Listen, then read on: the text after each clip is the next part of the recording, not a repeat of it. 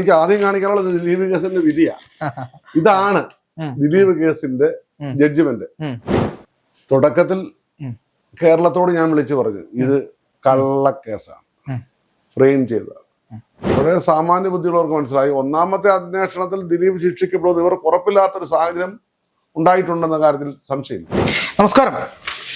ഏറെ ചർച്ച ചെയ്യപ്പെട്ട ഒരു കേസാണ് ദിലീപ് കേസ് അഥവാ നടിയെ ആക്രമിച്ച കേസ്. ആ കേസുമായി ബന്ധപ്പെട്ട വിധി വന്നു കഴിഞ്ഞു. ആ വിധി വന്നതിന് ശേഷവും ഒരുപാട് തരത്തിലുള്ള ഊഹാപോഹങ്ങൾ, ചർച്ചകൾ ഒക്കെ നടന്നുകൊണ്ടിരിക്കുകയാണ്. പക്ഷെ ആ കേസുമായി ബന്ധപ്പെട്ട് തുടർച്ചയായി ആദ്യം മുതൽ അവസാനം വരെ ആ കേസിനോടൊപ്പം സഞ്ചരിക്കുകയും ഒരുപാട് കാര്യങ്ങൾ കൃത്യമായി പറയുകയും ചെയ്ത ഒരാളോടൊപ്പമാണ് നമ്മൾ ഇന്നുള്ളത്. വേറെ ആരുമല്ല, ശ്രീ സജി നന്ദിയാട്ട്. നമസ്കാരം. നമസ്കാരം. നമസ്കാരം. ചേട്ടനെ പ്രത്യേകിച്ച് പരിചയപ്പെടുത്തുന്ന കാര്യമൊന്നുമില്ല, എല്ലാ പ്രേക്ഷകർക്കും അറിയാവുന്ന കാര്യമാണ്. ഞാൻ നേരിട്ട് കാര്യത്തിലേക്ക് വരാം. അതായത് ദിലീപ് കേസുമായി ബന്ധപ്പെട്ട് ഈ വിധി വന്നതിന് ശേഷം ആദ്യം മുതലേ ചേട്ടനൊക്കെ പറഞ്ഞുകൊണ്ടിരിക്കുന്ന അതേ കാര്യം, അതായത് ഇതൊരു ഫ്രെയിം ചെയ്ത കേസാണ്. ഈ കേസിൽ വളരെ കൃത്യമായ തരത്തിലുള്ള ഒരു ഗൂഢാലോചന നടത്തിയിട്ടുണ്ട്. പക്ഷെ അത് ദിലീപിനെതിരാണ് എന്ന തരത്തിലുള്ള കാര്യങ്ങൾ തന്നെയാണ് വ്യക്തമാവുന്നത്. ഇന്ന് കൂടുതൽ വിവരങ്ങൾ വന്നിട്ടുണ്ട്. അതിൽ ബൈജു പൗലോസിനെതിരെ വരെ കോടതി വളരെ ശക്തമായ ഭാഷയിൽ പ്രതികരിച്ചിരിക്കുന്നു. എന്താണ് ഈ കാര്യത്തിൽ കൂടുതലായിട്ട് പറയാനുള്ളത്? അതിനകത്ത് ഇപ്പൊ എനിക്ക് ആദ്യം കാണിക്കാനുള്ളത് ദിലീപ് കേസിന്റെ വിധിയാ. ഇതാണ് ദിലീപ് കേസിന്റെ ജഡ്ജ്മെന്റ്. ഇത് ഞാൻ ഇന്നലെ തന്നെ 6500 മുടക്കി ഞാനിതെല്ലാം റെഡിയാക്കി വെച്ചിരിക്കുക. Now I am studying. 1700 page ഉണ്ട്. ഇതൊരു ലോറിയലേ പോകത്തുള്ളൂ. തീർച്ചയായിട്ടും. ഇനി ചോദിച്ചോ എന്താ ദിലീപ് കേസുമായി ബന്ധപ്പെട്ട് തുടക്കത്തിൽ കേരളത്തോട് ഞാൻ വിളിച്ചു പറഞ്ഞു ഇത് കള്ളക്കേസാണ്, ഫ്രെയിം ചെയ്തതാണ്. ഇപ്പോ ജീവൻ രക്ഷപ്പെട്ടത് തന്നെ വലിയ ബുദ്ധിമുട്ടിയാണ്. കാരണം ജനങ്ങള് പൊതുബോധം എന്നെ വേട്ടയാടി, ഒറ്റപ്പെട്ടു പോയി. പിന്നീട് പോകെ പോകെ ജനങ്ങൾക്ക് കാര്യങ്ങൾ മനസ്സിലായി തുടങ്ങി. ജനങ്ങളെ ഇത് മനസ്സിലാക്കിക്കാതിരിക്കാനുള്ള വലിയൊരു ഗൂഢാലോചനയാണ്. അതായത് വാദിഭാഗത്തു നിന്ന് ചാനലുകളിലേക്ക് വാർത്തകൾ പ്രവഹിച്ചുകൊണ്ട് വൺ സൈഡഡ് വാർത്തകൾ. ഈ വാർത്തകളെല്ലാം ഇങ്ങനെ പ്രവഹിക്കുന്നതിന്റെ പ്രധാന ഉദ്ദേശം എന്ന് പറഞ്ഞാൽ ഇത് ജനങ്ങളുടെ മനസ്സിലേക്ക് ഒരു പൊതുബോധം ഉണ്ടാക്കുക. ദിലീപാണ് പ്രതി, അതിനകത്ത് ഒരു സംശയവും വേണ്ട. ആ പൊതുബോധം ഉണ്ടാക്കിയത് എന്തുകൊണ്ടാണെന്നറിയാം? തെളിവില്ലാത്തതുകൊണ്ടാണ്. തെളിവില്ല എന്ന് അവർക്ക് ഉറപ്പുള്ളത് കൊണ്ടാണ് പൊതുബോധം ഉണ്ടാക്കിയത്. അതൊരു ഭയങ്കര ബുദ്ധി കേന്ദ്രം പ്രവർത്തിച്ചു. കാരണം സമൂഹത്തിൽ കേരളത്തിലെ മലയാളി എല്ലാം ദിലീപ് പ്രതി എന്ന് പറയുന്നിടത്തൊന്നും ദിലീപ് പ്രതിയല്ല എന്ന റിസൾട്ട് വരുമ്പോ, വിധി വരുമ്പോ മലയാളികൾക്ക് അംഗീകരിക്കാൻ പറ്റത്തില്ലല്ലോ. പക്ഷെ ഇവർക്കൊരു അബദ്ധം പറ്റി. രണ്ടാമത്തെ അന്വേഷണം വരുമ്പോൾ മലയാളികൾക്ക് പിടികിട്ടി ഒന്നാമത്തെ അന്വേഷണത്തിൽ ഒന്നുമില്ല എന്ന്. അവിടെയാണ് ബാലേന്ദ്രകുമാറിന്റെ എൻട്രിയാണ്. ഇപ്പോൾ ഒന്നാമത്തെ അന്വേഷണത്തിൽ എന്തെങ്കിലും ഉണ്ടെന്ന് ജനം നോക്കി നിൽക്കുന്ന സമയത്താണ് ഈ രണ്ടാമത്തെ അന്വേഷണം വന്നത്. അപ്പോഴേ സാമാന്യ ബുദ്ധിയുള്ളവർക്ക് മനസ്സിലായി ഒന്നാമത്തെ അന്വേഷണത്തിൽ ദിലീപ് ശിക്ഷിക്കപ്പെടുന്നത് ഇവർക്ക് ഉറപ്പില്ലാത്തൊരു സാഹചര്യം ഉണ്ടായിട്ടുണ്ടെന്ന കാര്യത്തിൽ സംശയമില്ല. അപ്പൊ രണ്ടാമത്തെ അന്വേഷണത്തിലേക്ക് വന്നു അല്ലേ? തുടരന്വേഷണം എന്ന് പറയുന്നത് ഒരു അന്വേഷണ ഉദ്യോഗസ്ഥന് ഡിസ്ക്രിമിനേറ്റിംഗ് പവറാ. കോടതി കേസ് വിചാരണ നിൽക്കുമ്പോൾ തന്നെ എനിക്ക് തുടരന്വേഷിക്കണം, വിധി പറഞ്ഞാൽ പിന്നെ പറ്റത്തില്ല. അപ്പൊ അത് വളരെ ബുദ്ധിപൂർവ്വം അത് ഉപയോഗിച്ചു. അതിനകത്ത് ഒന്നാമത്തെ അന്വേഷണത്തിൽ ഒരു തെളിവും ഇല്ല എന്ന് ബോധ്യം വന്നതിന്റെ അടിസ്ഥാനത്തിൽ രണ്ടാമത്തെ അന്വേഷണം നീട്ടിക്കൊണ്ടു പോകാനായിട്ട് അവർ കാണിച്ച ഒരു ഗിമിക്സ് എന്ന് വേണമെങ്കിൽ പറയാം. അതിന്റെ പര്യവസാനം നമ്മൾ കണ്ടു. അപ്പം കോടതിയെ പ്രതിഷ്ഠാനത്ത് നിർത്തുന്നു.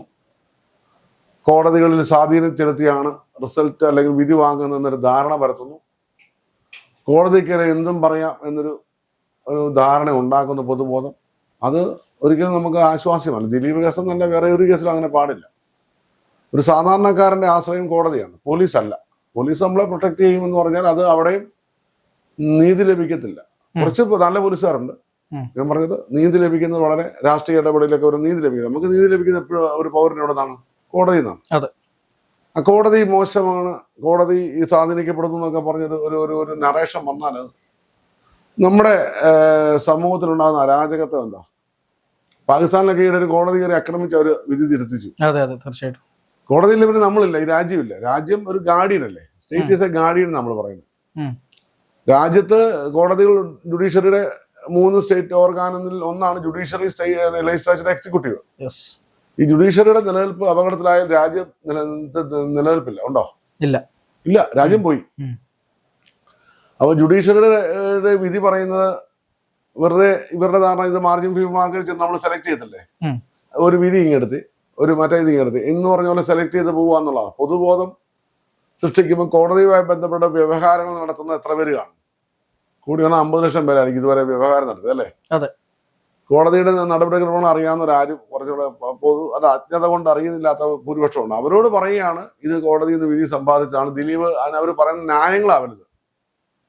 ദിലീപ് സിനിമാ നടനാണ്, ദിലീപ് കാശുള്ളവനാണ്, ദിലീപ് സ്വാധീനമുള്ളവനാണ്. ഇവർ പറയുന്ന ന്യായങ്ങളാണ്. നോക്കുമ്പോൾ ശരിയല്ലേ? സ്വാധീനമുണ്ട്. സ്വാധീനമുണ്ടെ പിന്നെ ഞാൻ പറഞ്ഞ സ്ഥലത്ത് കിടക്കത്തില്ലായിരുന്നു, അത് വേറെ കാര്യം, നമുക്ക് തർക്ക വിഷയമാണ്. പിന്നെ കാശുള്ളവനാണ്, അതുകൊണ്ട് ദിലീപ് വിലയ്ക്ക് വാങ്ങിയെന്ന ധ്വനി വരുത്തുവാൻ നമ്മുടെ അഭിഭാഷകർ ഉൾപ്പെടെ, അവിടെയാണ് എനിക്ക് ഏറ്റവും സങ്കടം വന്നത്. 2-3 അഭിഭാഷകർ വന്നിട്ട് ഇതൊക്കെ പറയുമ്പോൾ നമുക്ക് വലിയ ദുഃഖം തോന്നും. കാരണം നമ്മുടെ മക്കൾ, നമ്മുടെ തലമുറ ഇവിടെ വളരേണ്ടതല്ലേ? അരാജകത്വം ഉണ്ടായ സമൂഹം നമ്മൾ വെട്ടിക്കൊന്ന് ഈ സമൂഹം ഇല്ലാതായാൽ നമ്മളെ ബാധിക്കും. സമൂഹത്തിൽ സമാധാനം ഉണ്ടെങ്കിലേ നമുക്ക് ജീവിക്കാൻ പറ്റത്തുള്ളൂ. അപ്പൊ നിങ്ങളിപ്പോ ഇവിടോട്ട് വന്ന വഴിക്ക് ബന്ധാണ്, നിങ്ങൾക്ക് കൂടെ വരാൻ പറ്റുമോ? ഇല്ല. കാരണം സമൂഹത്തിലുള്ള എല്ലാ ചലനങ്ങളും നമ്മളെ ബാധിക്കും അല്ലേ? സോഷ്യോളജി പറയുന്നത് main is A social animal, man cannot leave without society എന്നാണ്. മനുഷ്യൻ സാമൂഹിക ജീവിയാണ്. സമൂഹമില്ലാതെ മനുഷ്യൻ ജീവിക്കാൻ പറ്റില്ല. സമൂഹത്തിൽ പീസ് ആൻഡ് ഓർഡർ, അനാർക്കി ഇല്ലാതിരിക്കണം. അതിന് കോടതിയുടെ ആവശ്യമാണ്. കോടതിയിലെ ദിലീപ് കേസുമായി ബന്ധപ്പെട്ട് കോടതി അത് വ്യക്തമായി പറഞ്ഞു. മിനിഞ്ഞാന്ന് വിധി വന്നിട്ട് വിധി പകർപ്പ് കൊടുത്തു പത്രക്കാർക്ക്. രാത്രി 1 മണി വരെ ബഹുമാനപ്പെട്ട ജഡ്ജി അവിടെ ഇരുന്നു എന്നാണ് ഞാൻ അറിഞ്ഞത്. എല്ലാവർക്കും ഈ വിധി പകർപ്പ് കൊടുത്തിട്ട് പറഞ്ഞു, നിങ്ങൾ സമൂഹത്തോട് പറയണം ഇത് പഠിച്ചിട്ട്, സമൂഹത്തിന് നല്ല മെസ്സേജ് കൊടുക്കണം. ഇല്ലെങ്കിൽ ജഡ്ജിക്ക് എത്രമാത്രം വേദന ഉണ്ടായിട്ടുണ്ട്, അവരെ കുറിച്ച് മോശം പറയും അല്ലെ? ഉള്ളിൽ വേദനിക്കാത്തവരാരുമില്ല. ഒരു ജഡ്ജിയാന്ന് പറഞ്ഞു, വ്യക്തിപരമായി അതെ മോശമായിപ്പോയി. അപ്പം അതിൽ നിന്നൊരു കുഴപ്പം അറിയോ? നല്ല ജഡ്ജിമെന്റ്, നീതിപരമായ ഒരു ജഡ്ജിമെന്റ് നാളെ പറയാൻ ജഡ്ജിമാര് പേടിക്കും. ശരിക്കും ഇവരെല്ലാം പിടിച്ചകത്തിടണം. കോടതി രക്ഷ കേസ് എടുത്ത് ഇവരെല്ലാം പിടിച്ചകത്തിടണം. ചേട്ടൻ പറഞ്ഞ ആ ഒരു പ്രധാനപ്പെട്ട കാര്യം, അതായത് മാധ്യമ വിചാരണ അല്ലെങ്കിൽ മാധ്യമ ജഡ്ജ്മെന്റ്, ഞങ്ങൾ പറയുന്നത് പോലെ ഒരു പൊതുബോധം ഉണ്ടാക്കുക, ആ പൊതുബോധത്തിന് വിരുദ്ധമായി കോടതികൾ വിധി പറയരുത് എന്ന് പറയുക. പ്രത്യേകിച്ച് ഞാൻ പേരെടുത്ത് തന്നെ പറയാം, അതായത് റിപ്പോർട്ടർ ചാനൽ പോലുള്ള ഒരു ചാനൽ വളരെ നിയമവിരുദ്ധമായി അല്ലെങ്കിൽ ആളുകളെ തെറ്റിദ്ധരിപ്പിക്കുന്ന വിധത്തിൽ ഇത്തരം കാര്യങ്ങൾ ഇടപെട്ടു. ഇന്നിപ്പോൾ ഈ കോടതി വിധി വന്നതിന് ശേഷം ആ വിധി എടുത്ത് ചർച്ച ചെയ്യാൻ അവർക്ക് താല്പര്യമില്ല. അവർ പറയുന്നത് ദിലീപിന്റെ ഫോൺ അന്ന് സ്വിച്ച് ഓഫ് ആയിരുന്നു, ഇത് എന്തുകൊണ്ട്, ഇത് അന്വേഷിക്കണ്ടേ? ദിലീപ് ഈ പറയുന്ന അതിജീവിതയെ പിന്നെ ഈ പൾസർ സുനിയുമായി ബന്ധപ്പെട്ട വിഷയം ഉള്ളപ്പോൾ ഇതിന്റെ പുറകിൽ അപ്പുണ്ണി ഉണ്ടായിരുന്നു, ആ കാറിൽ ദിലീപും ഉണ്ടായിരുന്നു. പുതിയ ഗൂഢാലോചന സിദ്ധാന്തങ്ങൾ കൊണ്ടുവരികയാണ് അതില്. അതെ, അതിനോടനുബന്ധിച്ച് ഒറ്റക്കാര്യം കൂടെ, അതായത് ഏറെ പറയുന്നുണ്ട് ആൾക്കാർക്ക് മനസ്സിലായി. തീർച്ചയായിട്ടും അതിനോടനുബന്ധിച്ച് ഏറെ സന്തോഷകരമായ ഒരു കാര്യം എന്ന് പറയുന്നത്, ഇത് ഈ മാധ്യമ ജഡ്ജിമാരുടെ മുഖത്ത് നോക്കി പറയാൻ ഓരോ മലയാളിയും ആഗ്രഹിച്ചിരുന്ന ഒരു സന്ദർഭം ഉണ്ടായിരുന്നു. ഞങ്ങളെപ്പോലുള്ള മാധ്യമ പ്രവർത്തകരുണ്ടായിരുന്നു, ഇപ്പൊ ഇവരായിട്ടെല്ലാം പരിചയമുണ്ട്, പക്ഷെ ഞങ്ങൾക്ക് പോലും പറയാൻ പരിമിതികളുണ്ടായിരുന്നു. പക്ഷെ അത് കൃത്യമായിട്ട് അന്ന് ഈ മാധ്യമ ജഡ്ജ്മെന്റിനെതിരെ മുഖത്തടിച്ചതുപോലെ ചേട്ടൻ പറഞ്ഞു ആ ചാനൽ ഇരുന്നുകൊണ്ട്. അത് ഒരുപാട് ആളുകൾ ഈ മാധ്യമ ജഡ്ജിമാരോട് പറയാൻ ഉദ്ദേശിച്ച കാര്യമാണ്. അത് ഈ 2 കാര്യങ്ങൾ കൂടെ വെച്ച് നോക്കുമ്പോൾ അത് പറഞ്ഞതിന് ശേഷം ചേട്ടൻ എന്താ പൊതുസമൂഹത്തിൽ നിന്നുണ്ടായ ഒരു അനുഭവം എന്താ? ഭയങ്കരമായിട്ടുണ്ട്. ഞാൻ ഒരിക്കലും അത് പറഞ്ഞപ്പോൾ കുറച്ചുകൂടെ പറയാൻ എനിക്കുണ്ടായിരുന്നു. ഞാൻ പറഞ്ഞു തുടങ്ങിയപ്പോൾ എന്നിൽ നിന്ന് അവര് ഫോക്കസ് മാറ്റി. കാരണം ഞാൻ ബാക്കി തന്നെ ഉണ്ടായിരുന്നു. ബാക്കിയൂടെ കേട്ട പൊതുജനം അവരെ ഞാൻ ശ്രുതിയോട് വ്യക്തിപരമായിട്ട് എനിക്ക് വിരോധമൊന്നുമില്ല. ഞങ്ങൾ എത്രയോ വർഷമായിട്ട് ചർച്ചയ്ക്ക് ഇരിക്കുന്നു. അതല്ല പ്രശ്നം. അവര് മാധ്യമത്തിന് ലൈസൻസ് കൊടുക്കുന്നതിന് സത്യസന്ധമായ വാർത്ത ഞങ്ങൾ പ്രേക്ഷകർ എത്തിക്കുന്നു പറഞ്ഞാൽ ലൈസൻസ് കൊടുക്കുന്നു. ഇവരുടെ താല്പര്യത്തിന് മാത്രം നിൽക്കുക, ഇവരുടെ രാഷ്ട്രീയം പ്രോത്സാഹിപ്പിക്കുക, ഇവർക്ക് ഇഷ്ടമില്ലാത്തവരെല്ലാം കള്ളക്കേസിൽ കൊടുക്കാൻ വേണ്ടി ഇപ്പൊ ഈ ചർച്ചയ്ക്ക് വിളിക്കുമ്പോൾ തന്നെ ഇവർക്ക് സൈഡ് പറയുന്നവരെ വിളിക്കത്തുള്ളൂ. ആങ്കർ പറയാണ് ആ കാക്കയ്ക്ക് വെള്ള നിറമാണ്, ഉടനെ മറ്റവർ അയ്യോ ഞാൻ പറയാനായിരിക്കും എന്നോ വെള്ള നിറവാ, അതുകൊണ്ട് മാവേലല്ല ചക്കയില കിടക്കുന്നത്, അതെന്നെ മാവേൽ ചക്ക ഉണ്ടായത്. ഇങ്ങനെ ഈ ആങ്കറെ സപ്പോർട്ട് ചെയ്യുന്നവരെ മാത്രമേ ഇവർ ചോദ്യം ചോദിക്കുന്നതിനെ കൊണ്ടിരുത്തത്തില്ല. ഇപ്പൊ എന്നെ ഇനി ചാനലുകാർ വിളിക്കുന്ന കുറയും എന്ന് പറഞ്ഞാൽ ഇവർക്ക് പിടി കിട്ടി, എനിക്കിതെല്ലാം മനസ്സിലായിരുന്നു. ഞാൻ അത്ര ഒരു വലിയ ബുദ്ധിയൊന്നുമില്ല, ഐസിന്റെ പെങ്ങട പോലൊന്നും അല്ലെങ്കിലും അത്യാവശ്യം ഒക്കെ പഠിച്ചുകൊണ്ടിരിക്കുക. അപ്പൊ ഇവര് പഠിക്കുന്ന പോലെ നമ്മളും പഠിക്കുന്നുണ്ട്. നമുക്കൊരു സൈഡല്ല. ഞാൻ നിഷ്പക്ഷനായി പഠിക്കുന്നുണ്ട്. എനിക്ക് 2 വശം അറിയാം. ഇവര് വൺ സൈഡാ. ഇവർക്ക് ദിലീപിനെ അകത്തിടണം. ഇവരാരാണെന്നേ ദിലീപിനെ അകത്തിടാൻ ഇവരാരാണ്? ദിലീപിനെ അകത്തിടാൻ വേണ്ടയോ എന്ന് തീരുമാനിക്കാൻ ഇവിടെ ജുഡീഷ്യറി ഇല്ലേ? അതെ, ഇവരാണോ തീരുമാനിക്കുന്നത്? പക്ഷെ അവിടെ പറയുന്നത് എന്താ, ദിലീപ് ജുഡീഷ്യറിയെ മുഴുവൻ പണം കൊടുത്ത് വാങ്ങിയിരിക്കുന്നു. പിന്നെ അത് പറയുമ്പോൾ ചോദിക്കുന്ന ഒരു പ്രധാന ചോദ്യമുണ്ട്, അതായത് ദിലീപിനെതിരെ പുറത്തു വന്ന തെളിവുകളൊക്കെ നിങ്ങൾ കാണുന്നില്ലേ? പിന്നെ രണ്ടാമത്തത്, ഈ ദിലീപ് കേസുമായി ബന്ധപ്പെട്ട് ഏറ്റവും വലിയ ഒരു കാര്യം എന്ന് പറയുന്നത്, ഈ ആക്രമിച്ചതിന് ശേഷം, അതായത് നടി ആക്രമിച്ചതിന് ശേഷം എത്രയോ നടന്മാർ മലയാള സിനിമയിലുണ്ട്, പിന്നെ എന്തുകൊണ്ട് ദിലീപിനെ മാത്രം പോയി അറസ്റ്റ് ചെയ്യുന്നു? ഇത് പലരും ചോദിക്കുന്ന ചോദ്യം. ദിലീപ് മാത്രമല്ലേ കാവ്യമാധവനെ വിവാഹം കഴിച്ചുള്ളൂ? അതല്ല ഇല്ലേ, ദിലീപല്ലേ കാവ്യമാധവനെ വിവാഹം കഴിച്ച, മമ്മൂട്ടി മോഹൻലാലൊന്നും അല്ലല്ലോ. കാവ്യമാധവനെ വിവാഹം കഴിച്ചതിനുള്ള കലിപ്പ് തീർത്തല്ലേ. അവളെ ഞാൻ ജീവിപ്പിക്കില്ല എന്നുള്ള പ്രതിജ്ഞയിൽ നിന്നല്ല ഈ സാധനം ഉണ്ടായത്. അതാരാണ് ആരാണ് മേഡം? ഇപ്പൊ ദിലീപ് ഇപ്പൊ കഴിഞ്ഞ ദിവസം ഒരു ആള് ചോദിക്കുന്ന കണ്ടു, വക്കീലാ ചോദിക്കുന്നത്, ഇതന്നെ ക്യാഷ് ചെയ്ത് കളയാൻ കേസ്, ക്യാഷ് ചെയ്ത് കളയാൻ എന്നാന്ന് ദിലീപിന് എന്ന് പറയാൻ പോരായിരുന്നു. ക്യാഷ് ചെയ്യാൻ കൊടുത്തപ്പം അവര് പറഞ്ഞ പ്രതിഭാഗം പറഞ്ഞു തന്നെ, അല്ല പബ്ലിക് പ്രോസിക്യൂട്ടർ കൊടുത്ത വാദം തന്നെയായിരുന്നു, കേസിന്റെ അന്വേഷണം തീർന്നിട്ടില്ല, നടന്നുകൊണ്ടിരിക്കുന്നത് അല്ലേ. അപ്പൊ കോടതി പറയോ എന്നാ വേണ്ട പൊക്കോളാൻ പറയോ? ഇവന്മാരിങ്ങനെ ഇവരാരോടാ ഈ പറയുന്നുള്ള, ഇവര് പറയുന്ന ആരോടാ? ഈ പൈങ്കിളി കഥ വായിച്ച് ഇക്കിളി കൊള്ളുന്നവരോട് പറഞ്ഞിട്ട് കാര്യമില്ല, ഞങ്ങളോട് പറഞ്ഞിട്ട് കാര്യമില്ല. പൊതുബോധം, കേരളത്തിലെ ജനങ്ങളൊന്നും പൊട്ടന്മാരൊന്നുമില്ല. പിന്നെ ഒന്നുമില്ലാത്തോണ്ടല്ലേ. ഇനി വേറെ ആരെങ്കിലും വന്നിരുന്നെങ്കിൽ അതുകൂടെ ചെയ്തേനെ. ഇവര് തുടരന്വേഷണത്തിന് വേണ്ടി ഇവിടെ ഒളിക്യാമറ വെച്ചായിരുന്നു തൃശ്ശൂർ തേക്കും മൈതാനത്ത്. ബാത്റൂമിൽ ഒളിക്യാമറ വെച്ച് ഞാൻ കേട്ടിട്ടുണ്ട്. ഈ ബെഡ്റൂമിൽ ഒളിക്യാമറ വെക്കുക, അതൊക്കെ നമ്മൾ കേട്ടിട്ടില്ലേ. പക്ഷെ 5 ആംഗിളിൽ ഒളിക്യാമറ തേക്കുംകാട് മൈതാനത്ത് വെച്ചത് ഞാൻ ആദ്യമായിട്ട് കാണുക. കണ്ടായിരുന്നോ? അടുത്ത വെളിപ്പെടുത്തലാണ്. ഇവൻ പറയാ വെളിപ്പെടുത്തൽ കേട്ടോളൂ. അത് അവൻ അതിനകത്ത് പറയുന്ന സംഭവം അറിയാം. അവന്റെ കയ്യിൽ ദൃശ്യം ഉണ്ടെന്ന്. ഈ പോലീസ് തന്നെ അവന്റെ കൂമ്പിനടിക്കാഞ്ഞ്. ഇവരെല്ലാം ഒറ്റ ചങ്ങാതിമാരാ. അല്ല, പിന്നീട് ഇവന്റെ കയ്യിൽ ദൃശ്യമുണ്ട് എന്ന് പറഞ്ഞിട്ട് അവനെതിരെ പിന്നെ ഒരു കേസ് എടുത്തില്ല. കേസ് എടുക്കുന്നു വേണ്ട, പിന്നെ ഇവനെ അത് റിട്രീവ് ചെയ്ത് എടുക്കാനുള്ള സംഭവം നടത്തിയില്ല. അതിന് ഇവനെ ഒരാളല്ലേ. ഇപ്പൊ കോടതി പറഞ്ഞു കിട്ടില്ലേ, വിധി പറഞ്ഞു കിട്ടില്ലേ, ആരോപണങ്ങൾ വെറും ആരോപണങ്ങളായി അവശേഷിച്ചു. ആരോപണങ്ങളെ സാധൂകരിക്കുന്ന ഒരു തെളിവ് പോലും കൊടുക്കാൻ സാധിച്ചിട്ടില്ല. കോടതി പറയുന്ന വാചകം കേട്ടോ, ഈ ജഡ്ജിമെന്റിന്റെ കൊട്ടേഷനാണ് കോട്ട് ചെയ്തിരിക്കുന്നത് അറിയാം. ഹെഡിങ് തലക്കെട്ട്, ആകാശം ഇടിഞ്ഞു വീണാലും നീതി നടക്കട്ടെ ആകാശം ഇടിഞ്ഞു വീണാലും. പിന്നെ ആരോപണങ്ങളും ഇതൊന്നും എന്താവില്ല, തെളിവുകൾ ആവില്ല. അപ്പൊ ഞാൻ പറയാണ്, താങ്കൾ ആണ് നടി അക്രമിക്ക് കേട്ട് കൊട്ടേഷൻ കൊടുത്തത് ഞാൻ പറഞ്ഞ വോയിസ് അല്ലേ, അത് തെളിവാവോ? അതിനെ സാധൂകരിക്കുന്ന, അനക്സ് ചെയ്യപ്പെടുന്ന കാര്യങ്ങളും അതിൽ ബന്ധിപ്പിക്കുന്ന വിശ്വാസയോഗ്യമായ മറ്റു കാര്യങ്ങളും കൊടുക്കണ്ടേ? ഞാൻ പറയുന്നു, പ്രാർത്ഥനാണ് കേട്ടോ ഇതിന്റെ എല്ലാം ആള്. പ്രാർത്ഥന എന്ന് പറഞ്ഞാൽ ഇപ്പൊ അതിന്റെ വോയിസ് അല്ലേ, അത് ഡിജിറ്റൽ തെളിവല്ലേ. ഈ ഡിജിറ്റൽ തെളിവ് കൊണ്ട് പ്രാർത്ഥന പ്രതിയാവോ? ആവോ? നമ്മളിപ്പോ രണ്ടാമത്തെ അന്വേഷണം വന്ന സമയത്ത് ഒരു ബാലേന്ദ്രകുമാർ പറഞ്ഞു, സുനിയെ ഞാൻ ഇതാ ദിലീപിന്റെ വീട്ടിൽ വെച്ച് കണ്ടു. ജനുവരി 3-ാം തീയതിയാണോ 2-ാം തീയതിയാണോ അതിനകത്തുണ്ട്. അന്നല്ല, ആഴ്ച മുഴുവൻ അന്നാണ്. പോട്ടെ. അപ്പൊ ഇവന്മാരെന്ത്, അത് മാത്രമല്ല ബാലേന്ദ്രകുമാർ പറഞ്ഞു ഞങ്ങൾ ആ ദൃശ്യ വീട്ടിൽ ഇരുന്ന് കണ്ടെന്ന് പറഞ്ഞു. അത് ദിലീപിന്റെ അമ്മയ്ക്ക് 90 വയസ്സോളം ഉണ്ട്. പിന്നെ ഭാര്യയുണ്ട്, മക്കൾ പെമ്പിള്ളാർ 2 പേരുണ്ട്. അനൂപുണ്ട്, അനൂപിന്റെ ഭാര്യ പ്രിയുണ്ട്, ദിലീപിന്റെ പെങ്ങളുണ്ട്. ഇവരെല്ലാം കാണാൻ പറ്റിയ ദൃശ്യമല്ലേ, നല്ല ദൃശ്യ. ഇതെന്ന് പറഞ്ഞു കഴിഞ്ഞാൽ രാവണപ്രഭു സിനിമയല്ലേ. ഇവൻ ആരോടാ ഈ പറയുന്നത്? ഇവർക്കൊന്നും ബോധമുള്ള മലയാളി അത്. അത് കഴിഞ്ഞ് ദൃശ്യം കണ്ട അതെല്ലാം പിടിച്ചുകൊണ്ട് പോയി. ദൃശ്യം കണ്ടെന്ന് പറഞ്ഞാൽ മൊത്തം എടുത്തോണ്ട് പോയി. വീട്ടിലെ സകലവും ഇങ്ങനെ ഇരിക്കുന്ന അറുമണിപ്പെട്ടി പഠിക്കുന്ന ലാപ്ടോപ്പ് സകലം, വീട്ടിൽ ഏതൊക്കെ ഡിജിറ്റൽ തെളിവുണ്ടോ അടുക്കളയിലെ കൊതുമ്പ് വരെ എടുത്തോണ്ട് പോയി. പരിശോധിച്ചിട്ട് അങ്ങനെ ഒരു സംഭവം കണ്ടതായിട്ട് രേഖയുണ്ടോ? FSL റിപ്പോർട്ട് വന്നപ്പോ ഇല്ല.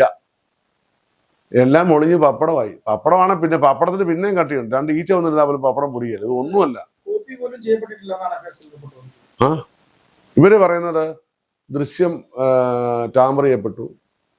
ടാമ്പർ ചെയ്യപ്പെട്ടെങ്കിൽ ഇവരെ കയ്യുന്നതായിരിക്കും.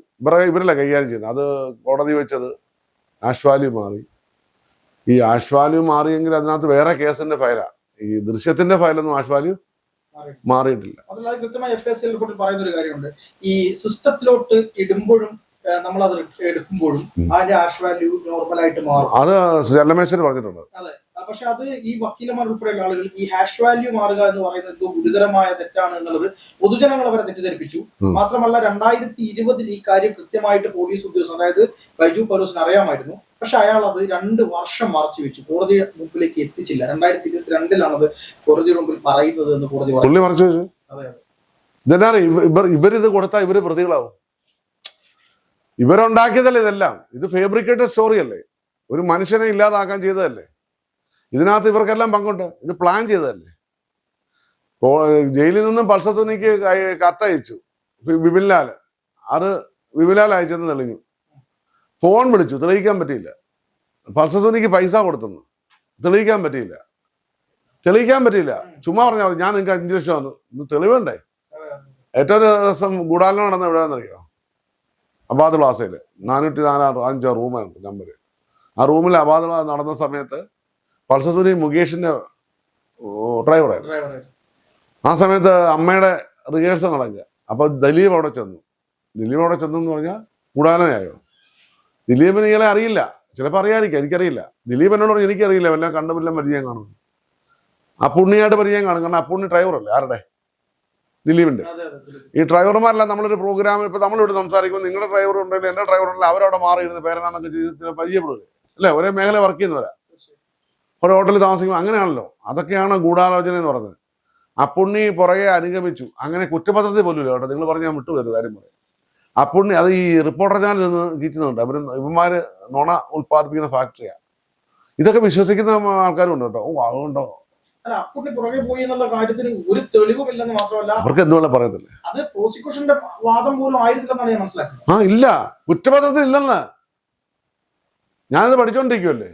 ധൈര്യമുള്ള വെല്ലുവിളിക്കവനെയൊക്കെ ഇങ്ങോട്ട് വരാൻ പറഞ്ഞു. മലയാളിക്ക് ഇംഗ്ലീഷ് അറിയാത്തവനെ കളിപ്പിക്കാൻ ശ്രമിക്കണം. ഞാൻ മലയാളത്തിൽ പറഞ്ഞുകൊണ്ടിരിക്കുക ചാനലിൽ കൂടെ. ഇപ്പൊ എല്ലാം ഞാൻ പഠിച്ചുകൊണ്ടിരിക്കുക. ഇത് പഠിച്ച് തീർത്തിട്ട് ഞാനിത് മലയാളത്തിൽ ഇതിന്റെ എല്ലാവരും കൊടുക്കും, മലയാളികൾക്കെല്ലാം കൊടുക്കും ചെയ്യുന്നത്. ഇവന്മാരുടെ നുണ ഈ ചാനലുകാരെ മുഴുവൻ, ഒന്നാമത്തെ ചാനലുകാരെ ദൃശ്യമാധ്യമങ്ങളോടുള്ള വിശ്വാസം നഷ്ടപ്പെട്ടു പോയായിരുന്നു. ഇപ്പൊ പൂർത്തിയായി.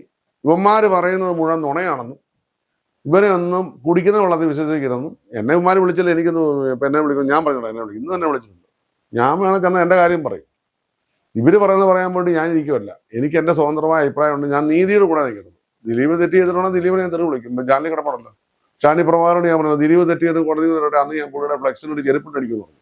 എടുത്തു നോക്കി യൂട്യൂബിൽ കിടപ്പുണ്ട്. ദിലീപ് എൻ്റെ അച്ഛൻ്റെ പെങ്ങളുടെ മോനാണ്. എൻ്റെ അച്ഛൻ്റെ പെങ്ങളുടെ മോനൊന്നുമല്ല ദിലീപ്. അയാൾ തെറ്റ് ചെയ്താന്നേ. എനിക്ക് ആരോടും ആരാധനയൊന്നുമില്ല. അയാളൊരു സഹജീവി, അയാളൊരു പാവം മനുഷ്യനാണ്, നല്ല മനുഷ്യനാണ്. സിനിമാ നടനായിപ്പോയി, കാശുണ്ടായിപ്പോയി. അതാണോ? സിനിമാ നടനായാലും കാശുണ്ടായാലും അയക്ക് നിരപരാധി ആയിക്കൂടെ? എനിക്ക് മനസ്സിലാകാത്ത ചോദിക്കുക. ഇവരെകളൊക്കെതിരെ അടിച്ചടിച്ചടിച്ച് കാരണം ജനങ്ങൾക്ക് നമ്മൾ സ്വാഭാവികമായിട്ടും മഞ്ജു വാര്യരോട് ഭയങ്കര അന്ധമായ ഇഷ്ടമുണ്ട്. മഞ്ജു വാര്യനോടുള്ള ഇഷ്ടം മഞ്ജു വാര്യർ ഡൈവേഴ്സിൽ പോകുമ്പോൾ ദിലീപിനോടൊരു വിരോധമായി മാറിയിട്ടുണ്ട്. സൈക്കോളജി മനുഷ്യർക്ക്. കോളേജിലൊക്കെ പഠിക്കുമ്പോൾ സുന്ദരിയായ പെങ്കൊച്ചിനെ കൂട്ടുകാരൻ ആരും പ്രേമിച്ച അവനോട് നമുക്ക് വിരോധം ഉണ്ടാവും.